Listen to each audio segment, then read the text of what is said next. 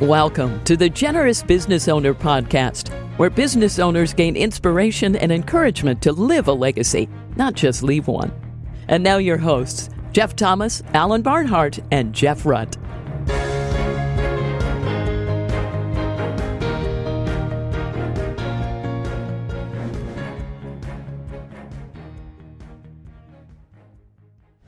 Welcome, everybody, to this week's Generous Business Owner Podcast. My name's Jeff Thomas, and I've got my co-host with us today, Jeff Rutt. Say hello to the people. Hello to the people. and we have a very special guest with us, Jim Sheils. Jim is a partner at Southern Impression Homes. This is a plug for the YouTube channel because he's got the logo behind his head. So go to YouTube and check it out. There you go. And he's a real estate investor who co-founded something called 18 Summers that he'll talk to us about, which is a little company that kind of promotes this idea and education of a family meeting. And he literally wrote the book on how to do a family meeting. So we're looking forward to learning a lot from Jim. Jim, welcome to the program. Jeff, good to see you guys. Thank you, Jeff. Hey, let's kick it off here. Just tell us a little bit about what it was like for Jim in the early days, growing up, formation of values, anything you want to share with us, like right up through entrepreneurship in junior high. But yeah, what was it like in the Jim Shields household? Yeah, I grew up in a very lower middle class family, which definitely had a catalyst effect in my life. Larger family of 5, mom and dad. Struggled with money. In fact, they went broke when I was in 5th grade, and I'll never forget that. That was a pretty painful amount, probably a springboard for me. Most people I've talked to, spiritual advisors and friends, have said that was a gift, because I said, I don't want to be in that situation. And someday I'll retire my parents, which I did end up doing, so all that fast forwarding. But I was that entrepreneur, that hustler, the one with the paper route. And I didn't like getting up early, but I got up early, and that was in New Jersey, so it wasn't warm weather delivering those dang things. So that's where it all started. And I never did well in school, guys. In fact, most of the things I got in trouble for back in, let's say, 6th grade is now what I get paid for. I talk too much, and I get paid to speak. And I asked a lot of questions and didn't want to do the things the way the directions said. And well, that ended up helping me. So for any of you listening out there that have that kid, it's not, the hope is not all lost. There you go. So walk us through the school years, early adult. What was that like coming out of New Jersey? Yeah, it was for me, school and in family life, because of financial woes, was kind of a struggle. And luckily it didn't destroy our family, but I saw that money is not the most important things, but it is important. It does create freedoms, and I think it can help accentuate your values. So like, my father was the most caring, giving man you would ever meet, and set good examples of where he could, taking care of his own mother till her 90s and that, but he struggled. And I saw, wow, if I could have financial resource, I could do even more. And so those lessons went with me. And again, that ADD entrepreneur kid, usually in trouble, the class clown, I would say, guys, that teachers either loved me and, I'd remain friends with them to this day, or they probably wished for my early demise because I was such a pain in the tail. And so there was that never in between, but never was I a malicious character, just very high-spirited and wanted to do things differently. And that was kind of my journey. And I think for me, where a lot of the journey was, and I forget, I was being interviewed. I was talking to a close friend who unfortunately has had a terminal situation, and he's been a big mentor in my life. And he goes back to that, where most people, again, this is just part of my journey. Most people wanted to get rich for this or that. I wanted to be able to retire my parents. It was that simple. Wow. It started at a young age. I could figure this out. I could figure this money thing out. And so that I think had a real effect on how I went about it. Yeah. And so, that there was always this, how can I do things differently? What does it look like? And real estate was tangible to me. right? It had a tangibility. I grew up in North Jersey near Wall Street. I had no interest in that world. It didn't make sense to me. I definitely didn't like some of the characteristics of it. But real estate, the building of something, the rehabbing of something, it made sense. And that was kind of my journey through school. I never did well in. In fact, I didn't become a student until after I got out of college. And man, was I a reader and an attender of events and finding mentors. And so that was kind of my early life. And hopefully that was. Did you have like So what did that first business look like? Yeah. And yeah, we want to get to the family meeting, the family board meeting, but tell us about the first business, kind of walk us through some of that. I mean, besides the paper route, this is a pretty special story for me. So I said teachers either wanted my early demise or they just loved me. So I had a teacher in high school, my senior year, and I talk about this a lot. He taught a class called Business Organization and Management. And I didn't know, I didn't even know what that meant. I think I just like, oh, I'll sign up for this. And the whole year he threw away the textbook. And the first part of the year, we slowly went through the book, How to Win Friends and Influence People. Oh, wow. And he owned 3 of his own businesses. He didn't care about tenure. It was incredible. And so what a book. And now I still read books like that with my children, slowly discussing them. And then the second half of the year, he said, look, we're going to build a business and make money. So how's that sound? We're all like, wow.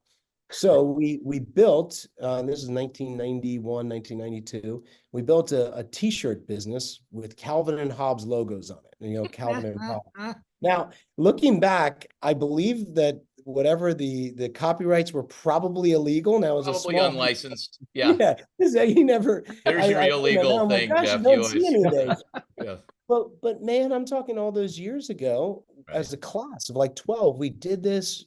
We did these little designs, and man, right before the end of high school and right before prom, I think I got like $1,100. Wow. From this thing. And it was like, man, and so that was my first taste through my first mentor, my first business, and hopefully my last illegal activity, I believe. So probably with the logos. At least the last one we're going to talk about on this program.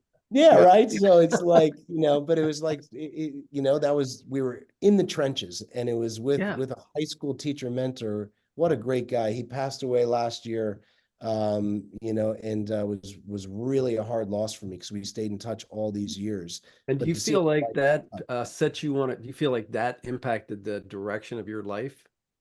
That definitely class did, because I can tell you, like, for my own children, start a business. I've seen too. I don't know if you guys have seen this. People like start a business with their kids for glamour. Like, my kid is running this large tech business, and I'm like, I don't know about that. You kind of put so you can brag. They got to 10 million revenue.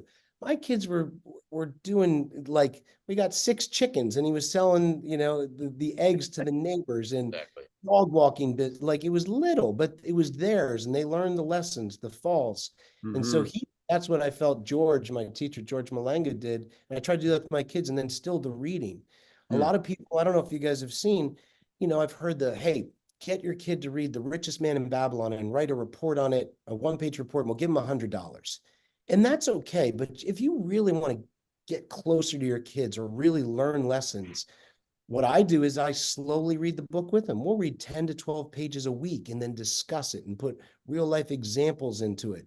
And I found, probably like Richest Man in Babylon, one of my favorites. I'm sure you guys like it as well. That was probably the 4th time I had read it, but I got way more out of that reading with my 2 teen sons than I ever would before. So yeah, he definitely, that one mentor stuck with me, and that definitely was a life changer. Yeah. Yeah, that's amazing.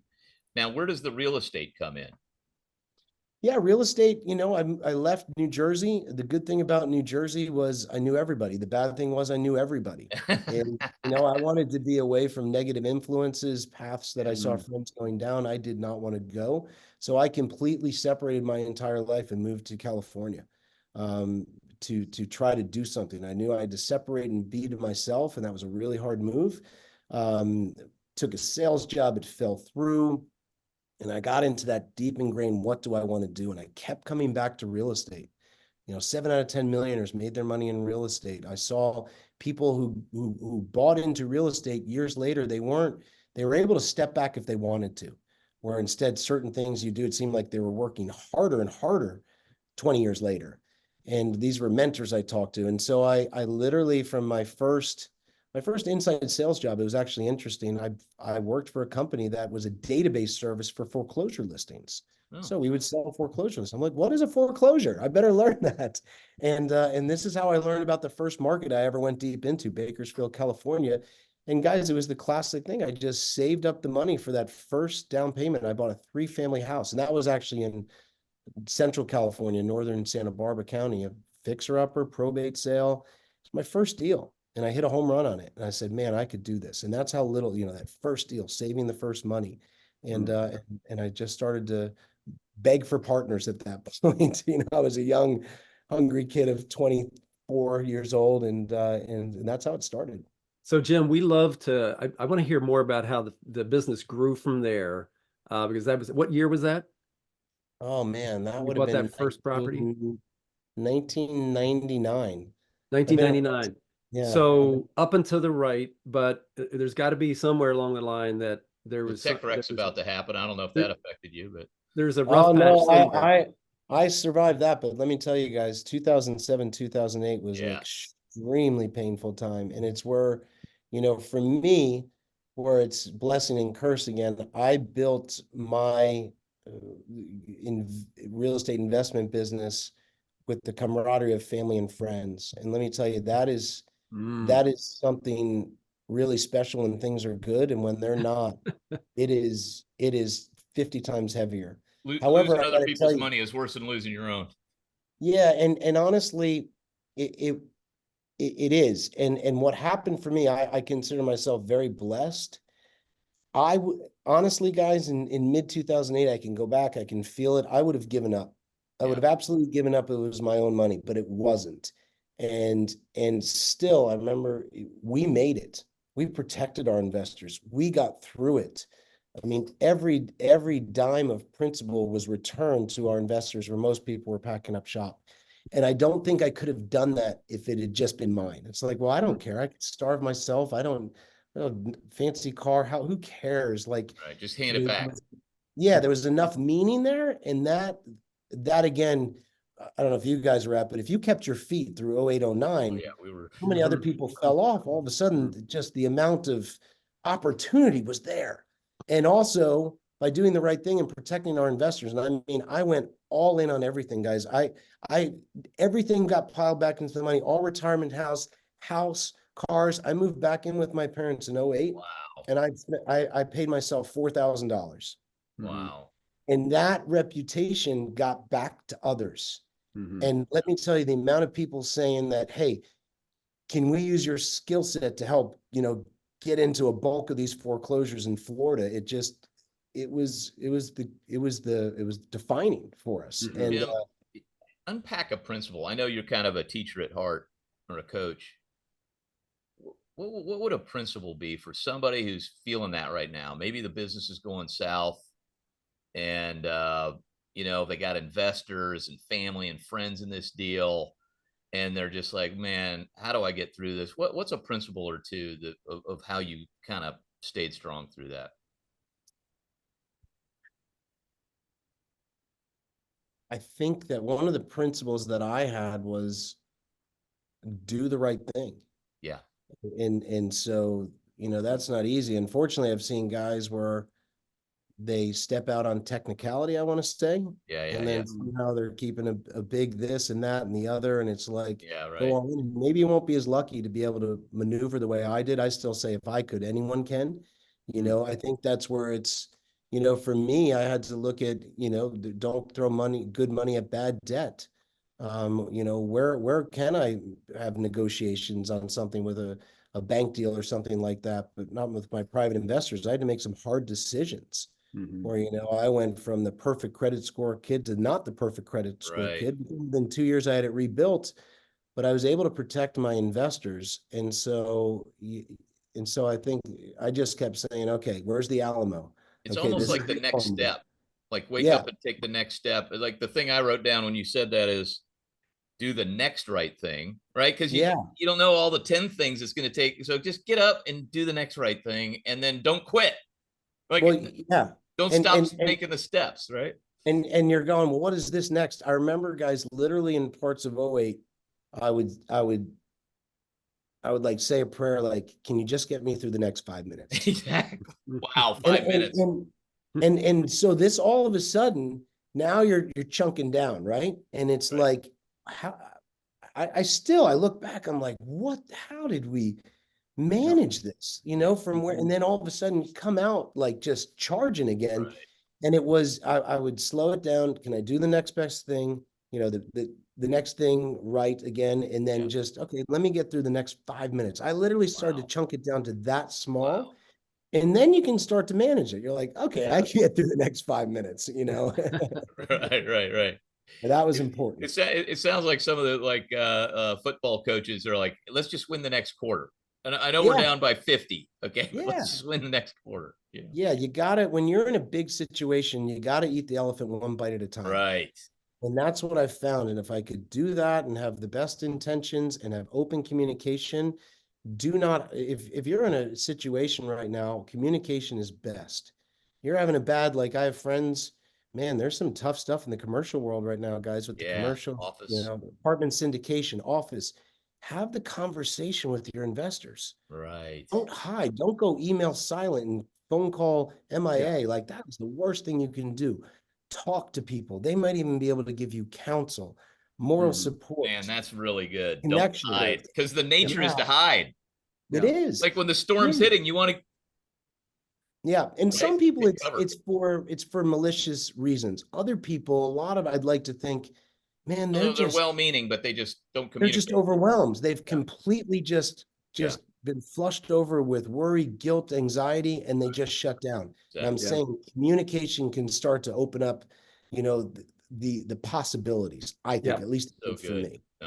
So we're going to run out of time here, guys. So much to cover, Jim. Can you take just a minute and talk about, I know you really focus on passive income. I don't know if you've read Rich Dad, Poor Dad, but passive versus active. Talk a little bit about, to our listeners who are earlier in their career, who are, thinking about, where do I invest? What do I focus my time and resources on? Yeah, I mean, you're coming to the barber to ask if you need a haircut, but with real estate, it's like, do I wait to buy real estate, or do I buy real estate and wait? And the fact that I started investing in real estate years ago, I'm able to do those things. Yeah, I'm partner in a big company, but I can work from Costa Rica a few months out of the year. If I want to go on a 18th trip adventure with my son, I can afford it. I can take off. I can fund projects in Guatemala that, I highly believe in, and it's because I bought real estate. So real estate, I say the passive income for me doesn't mean it's hour by hour. It means that I still got to, remember that merry-go-round on the playground with your kids? They'd all hop on. You got to put some shoulder into it at first and dig your legs. Then once you get it going, it's kind of the whip of the arm. And that's what I see, like real estate and passive income. Like, what can you get? There's going to be some muscle to get it going, but what can you more just be moving like that? And I believe momentum. And I was never taught through 16 years of school, like, hey, invest principal and live off interest. I couldn't believe that. That was never taught to me in business class. And that's what passive income really is. And just when opening my eyes to that in my mid-20s, I didn't even learn that. Now my children, they've learned it by age 10. So I'm hoping that passes down to them. Sorry, Jeff, one other deviation here, but you talked about Guatemala. What are you excited about in Guatemala? Yeah, so and actually our mutual friend, I introduced them to my source down there, and now DLP is doing things down there with my friend who started an orphanage. There's a lady down there named Pastora. She is a living, breathing Mother Teresa.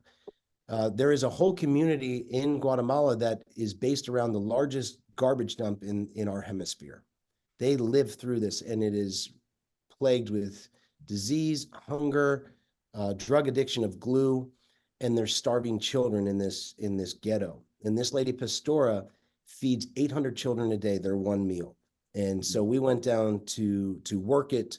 We've helped fund it. She was sick. We will not give her money, and I'll tell you why. Because she won't buy her own medicine. We got to her doctor and we said, we will pay for all of her medical needs, but we're not giving her the money because she is so generous. She wouldn't pay Give it for her away. own. And she keeps giving it to the next kid. Exactly. And we said, nope, we got to have you going. And so we're helping support an orphanage down there and this feeding center. And these were people that they've been forgotten. And for me, it's special because one of the things, guys, where you say, you know, with our family, and we're very big on family time. I want my children, you guys are doing beautiful things with your companies. I don't only want to write the check. I want my children to get in the trenches with me. Yeah. Because active service and contribution, there's something when I started to interview entrepreneurs years ago for this family board meetings company. What's your biggest worry? The biggest worry, I want my children to appreciate what they have. Exactly. I want them to appreciate what they have. How does this this new generation of wealth get the grit that we had to develop, right? Well, active service and contribution, I believe, because I saw my own sons, how they reacted to building houses in Mexico or Costa Rica, and now this orphanage in Guatemala. It calls upon a higher being. They have a bigger respect for our family money, for how hard we work, that it's not all just about a nice vacation. It's like, look at the impact we're having. That's how you get your children to appreciate what they have, active service and contribution. It is absolutely the secret sauce. There's definitely something not only scientifically, chemically true about that, and it's been proven in studies that active service, active generosity produces gratefulness and produces contentment and joy. Much more than taking a great vacation. Yeah, Fred, are you trying to tell us that it's more blessed to give than to receive? Is that a wiser man than me? Why have I heard that somewhere? Pretty sure. Isn't that funny how science like starts proving the things that God already designed in us? I mean, it's just it's amazing. But I love that, and maybe just a little bit more for context of how the business grew. We heard about the struggle. Maybe take us to some of the growth, and then let's hear about this. How you got involved in this family meeting stuff. Yeah, so you know, doing foreclosures was great. You know, fixed bank-owned properties, getting them fixed up, buying them in bulk, working with investors. 2015 came around, and man, it was just it was crazy. You know, just the competition, and there wasn't all these deals left that the news was talking about. We just couldn't find product anymore to keep our business model going. And my now partner, him and his dad, who we had done a bunch together, they managed all my properties. They came to me and they said, "Hey, what would you think about building our own properties?" And I thought, oh, well, I'm a rehabber. I don't know how to build. Right. Like, what is it? So, and it started that small. And we did our first small development in North Jacksonville of like 20 something properties. It went okay at best. But we saw that there was a need there, not only for individual investors right up to institutions, you know, and you know, fast forward 7 years later, we were doing over 200 million in sales in 12 markets. And we just found what we did with this. You got to kind of burn your ships. You guys know that one. I was no rehab fixer up, right? And just go into that new construction.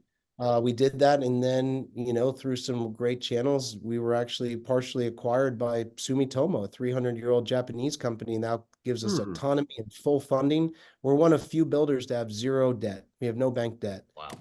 And so that did it. And all along the way, guys, with that 10 years, you know, I talk about this in my books, but I saw a lot of people succeeding in business and failing at home. And it really scared the heck out of me because I didn't think I was above that. And I have 5 children ranging from 2 to 20, a blend of biological and adoptive, which makes no difference to me where they come from. We love them all the same, but I didn't want to miss that time. And I started to have some real success and some vulnerable success that honestly I didn't want to talk about. I'm not a family counselor. I'm a real estate investor. Right. I want to share these uncomfortable things about my family New life. Jersey over here. Yeah. We don't like one thing. We look in New Jersey, your left arm could be falling off and everything's fine. Like we're fine. No, we're good. No. And so believe me, I was the last person to be talking about this. But what happened was 10 years ago, I had a catalyst where someone had sent me a close person to me about Steve Jobs when he died. He did his final interviews explaining to his biographer why he wasn't there for his wife and children. He wanted to explain it to him. And that terrified me. Yeah. And Steve Jobs was quoted when this guy Walter Isaacson said to him, "Steve, are you glad you had a family and children?" And Steve even though he was on his deathbed, fired back at him and said, man, it was 10,000 times better than anything I've ever done. And that's from Steve Jobs, who had a reputation for being a jerk, but we all, I believe, get extreme clarity at the end of their life. I'm like, wow, thanks, Steve, for leaving me that clue. And at that time, guys, I was in the middle of having miscarriages with my wife. We're trying to grow our family from 2 to 5 children. You know, it was, you know, only a few years past '08. I mean, I talk about coming out of that, but that was a really heavy pulling of the, you know, the gears up. And to top it off, and that's part of my story, it was right then too, that day before, within a few days before, I had just been approved by the Mayo Clinic to donate a kidney to my father. And that was a big journey and spiritual part of my life. And all those things hit at once. And when you say the family board meeting, this spending focused, intentional quality time with your family, it all came because in that moment, guys, that time in my life, you know, right around 2011, I got pushed to such a point of critical that I don't know if I had a spiritual kick to the butt or what, but it just changed who I was and how I operated. Yeah. You got to unpack that a little bit.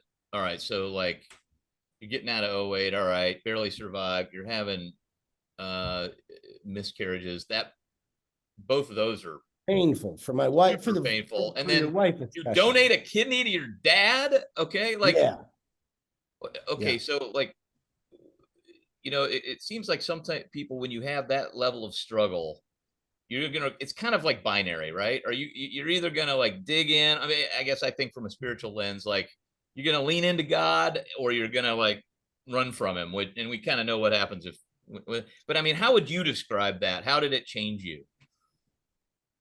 How did it change me? Well, it gave me a greater curiosity and commitment to family life. Yeah. That, you know, I got really, that little kid who I told you got in trouble, teachers were like probably one of my early demise, or, you know, I got really curious about family. Like, well, how can we do this? I don't want to take away ambition, but how do I do this? How do I make sure that they don't get what's just left over? How do I not be in that situation? Because honestly, when I read that, guys, you know, it's easy to, you know, judge Steve Jobs, but if the rug of health right then had been pulled out from underneath me, I might have been in the same situations a few months later doing interviews. Hey, I'm sorry this happened. And so it made me want to have no regrets. So like my dad lived an extra decade, and then he you know, he unfortunately fell in the middle of the night, getting up to go to the bathroom, died Christmas morning, like after a short week. But when people hear this, one of the gifts with giving the kidney, I have no regrets. None. And, you know, you joked like New Jersey, like my dad was a Irish Catholic from the Bronx. Like you get shot through the kneecap and you're like, no, it's just a little flesh wound. You're fine. So for him and I to connect on that deeper level, that was not easy for him. No. And plus knowing the man he was, and this is one of the favorite stories I share at the DLP leadership conferences. He wasn't going to accept the kidney, of course. He's like, hell no, you're not doing it. No, you're family, you're not. And so, you know, we started to spend one-on-one time for the first time in our life together. And so I got to have a conversation. I said, look, you don't let me do this. You're not letting me be the man you raised me to be. And so the next day accepted the kidney. But until, like, and this is what I talk about in my book, intentional one-on-one time with each member of your family, scheduled without interruption, no phones, you know, being vulnerable, giving that apology that's been way overdue or that compliment you forgot. It's really what my whole book's about. And having fun while you're doing it. It doesn't have to be in a boring conference room like this. It can be on a beautiful beach or you know, at a game of some sort that your kids love. And so that's really what the book is about what 18 Summers was. I want to see you be successful in business and successful at home, not only with your spouse, but with your children as well. So by the time the 18th summer goes by, you know, they're going to want to come back for more, and you will have no regrets. You know, God forbid something happened to me, man, I'd be really sad to leave, but I have very few regrets with the people that are most important to me. And this is, let me tell you something. Again, you know, we're running a multifamily office, and that is absolutely, I can't echo what you said enough, which is by far the number one question we get is, how do I help my kids appreciate what they have, or, they're just trying to empower them, not, as we always say, they want to give them a leg up, but not two legs up on the couch. Okay. So it's like, so what are some other tips? Okay. You already talked about, I know we're a little short on time, but here's what I can it's tell you. okay. Like Yeah. something I go into in my book, about showing authentic gratitude. Like for me, that day on the beach, you got to understand, my father's dad died when he was 6 years old. Oof. Wounded Irish immigrant, died years later from being gassed in World War I, died in 1940. So my dad grew up in New York, obviously in the Bronx, tough area, no father. My dad never, ever pulled the trump card of like, hey, I'm going to drink too much because I didn't have a father. Hey, right. I walked out on my wife and kids. I didn't have a father. I didn't know better. I said, Dad, you had the ability. Grandpa died when you were 6 years old. I said, you had the ability to pull out that trump card of, well, what do you expect? I didn't have a father. Never once in my life, did I ever say that. And I'm sorry, I've never told you how much I respect you for growing up without a father. Like it. Wow. Silence. Like it's still say that. Yeah, I bet. And so I talk about this authentic gratitude. Oh man, I go up to do a talk, and I tell this story at this big business leadership group in New York. And one of the leader guys, he was pretty intimidating. I mean, he's looking me up and down. He comes up to me after I share this, and he kind of gives me this look, and he's like, I'm going to try it. And he's got this kind of tough Godfather voice. And I'm like, oh man, I hope this works. I don't know what he's talking about. I get feedback a couple of weeks later from the event director that, I'm not going to say his name, but he on Thanksgiving Day, this is a few weeks before Thanksgiving, for the first time, he had the most meaningful, deep conversation he had ever had with his 28-year-old son. And he wanted to let me know that the 28-year-old son was also a partner in the family business. Wow. And so that kind of stuff sticks with me. So sometimes the solution doesn't have to be as complicated as we make the problem. For family office people and family in business, an authentic compliment or sincere apology goes a long way. Wow. And sometimes with entrepreneurial immunity, we have our dukes up, or man, I'm running this family empire now. Do you know? And you can step over promises or even manners or whatever. And that can work for a time, but man, does it have some nasty backlash.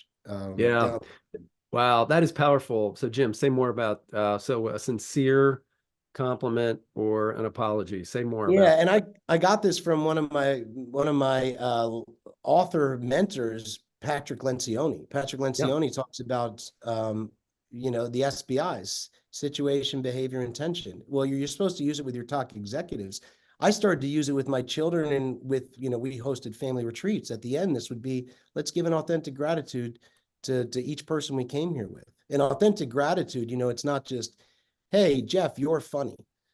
Because right there, you're like, well, what does that mean, Jim? I say, hey, Jeff, the time you had me on your podcast and you started to joke around with me about I was from New Jersey and you lightened the mood. It made me feel relaxed and able to share a tough story that I still get emotional. And it inspired me to remember, don't get too serious in a podcast. Just be yourself. So thank you. Right there, I gave a real reason of why I thought you were funny, but there's pieces to it. So I teach people those pieces with a little spin-off of Lencioni's. Also with an apology, I'm telling you guys, a sincere compliment and then a sincere apology. We can step over and go, nah, I got immunity.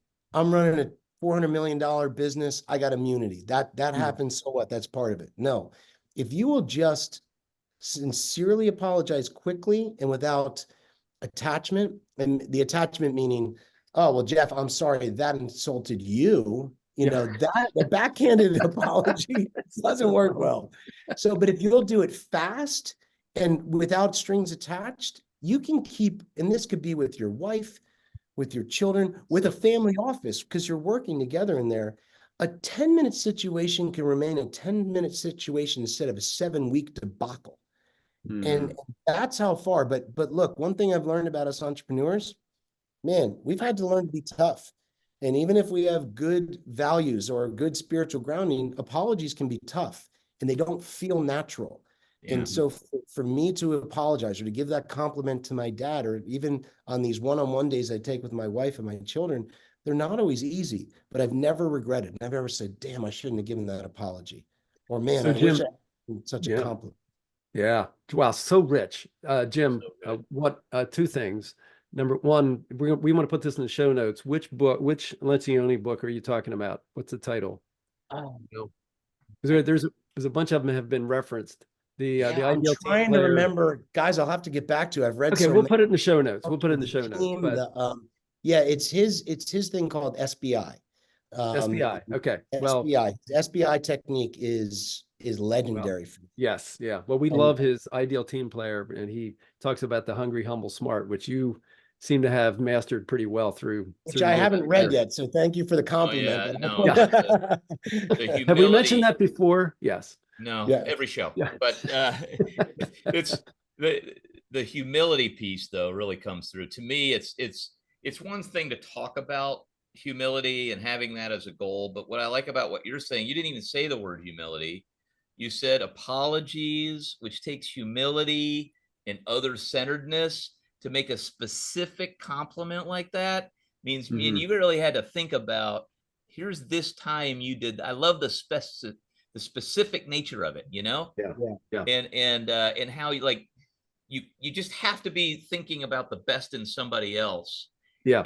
and being kind of laying down your own pride to apologize. Like it sounds simple, but it's actually super deep and rarely done, at least in my experience. Exactly. Yeah, Yeah, absolutely. it's not easy. So Jim, take us, this is so rich, all of it, but take us through, talk about 18 summers. That's fascinating to me, and I'm sure to most of our listeners. Walk us through what that looks like. Yeah, 18 summers was just a stat was brought to me by a mentor that studies show that the average person will spend about 85% of the quality time they ever have with their children by the end of the 18th summer. Oh, gotcha. And Wow. and that was really powerful for me. Now, so and I don't have time to go into my whole story, but my two oldest boys, my wife and I met um, when I met my wife many years ago. She was divorced with full custody of her two young sons. She had married a high school boyfriend right out of college, awful situation, alcohol abuse. Her story is incredible. Stood up for herself, got out, and I met her a few years later. And that is how my family started. So I already missed. I got them at 7 and 5. I missed those first few years. Hmm. And you know, they had things we had to work through, challenges and struggles they had from before me. And that's part of my book, The Family Board Meeting. But I missed those times. So when he told me this 18 summers, I'm like, wait, I only have 11 left with my Right, oldest. right. So it's a positive urgency. And what I found was that's the average person, guys, who will have only 15% more time after the 18th summer. I think if you're intentional with some of the principles, you can have 20, 25, There you 35, go. 40% more time, you know? So it's not too late. Oh, my kid's already 18. Forget it. These principles don't work. That's not true. And so I tried to start to share these. I started to share these one-on-one days with each of my two adopted sons because they asked me to adopt them. They approached me and said, "Will you adopt us?" I said, "It was unbelievable." And so, but these days are when I started to say and discover these principles. Wow, when I'm one-on-one. Wow, when I'm doing a tech fest. My phone was never allowed on these days with my Yeah, children. yeah. No one could reach me. Hey, let me do what they want to do, and then give some space to talk. And actually say, and someone had said, people you love cannot hear what you think. And I was always in my head as an ADD. Could I apologize? Say, hey, I've probably been a little short or running around. We're working through some business stuff that's not you. I'm sorry. Hey, you know, I noticed you were extra helpful to mom walking the dogs the other day and cleaning up poop instead of being able to ask 3 times. You know, that inspires me to like do even more things with you. So good, Just these man. little things that I would talk about. It was my adopted sons that were kind of the starting point, the nucleus of all this. And I Wow. started to share these moments and some of the stories. So, you know, my oldest son, when I came into his life, he was close to failing the 3rd grade. He was misdiagnosed with autism. He was put on the spectrum, and I hate that word. It was a misdiagnosis.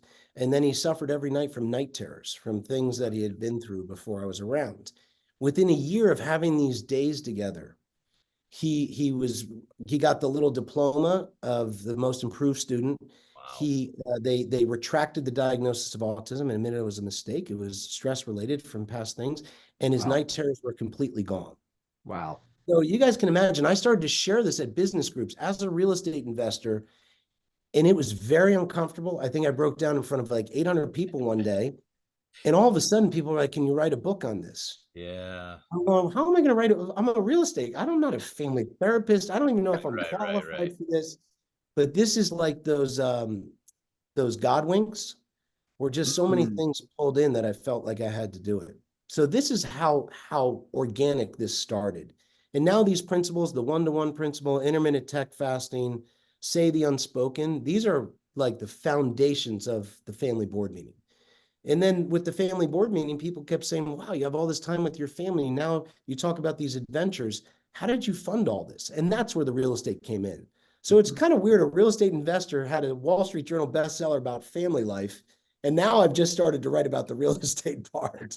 Which is a little backwards, but I'm okay with that. No, I mean, Awesome. this is right in line with, one of our principles is deliver blessings. And like, I love the way you say it. It's kind of different words, but it's the same idea where we have parents, just give compliments to each kid, no matter how strained the relationship is. And it's just amazing how that can just open up a dialogue.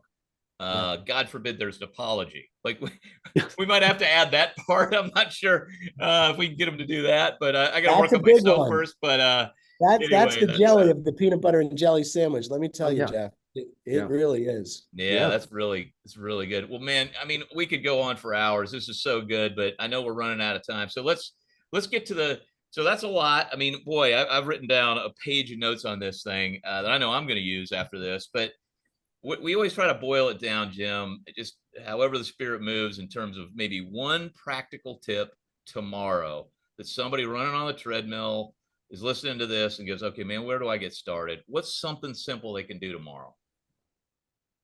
Well, I'm going to give two things because one is a little more macro and one is micro. Right, perfect. The first one is, especially for you guys work with family offices, there's probably some really successful people listening to this, some aspiring people. Yeah. Get this clear right now. There is no perfect family. Yeah. I don't know who created that silly saying, the perfect family. Yeah. That is a horrible stress to put on yourself, your spouse, your children. Now, if you're going into family offices and building these businesses, you're not perfect. No, we weren't put here to be perfect. What I've found is what we try to talk about, family life isn't about perfection. It's about bridging imperfections, making the most of the time you have. And when you start to take that perfection off, see what happens. It's quite revolutionary. And what's the starting point for that, Jeff? Start to schedule one-on-one time with each person in your family. That's it. That which we schedule gets done. And there's simple ways to do it. Pick a day every week. You're gonna have that date with your spouse. Same bat time, same bat channel. You're not available for podcasts. You're not available for anything. There's that. Once a quarter, mark off the day for that big client in your life. You don't have to tell anyone, you don't have to, but that's your son or daughter.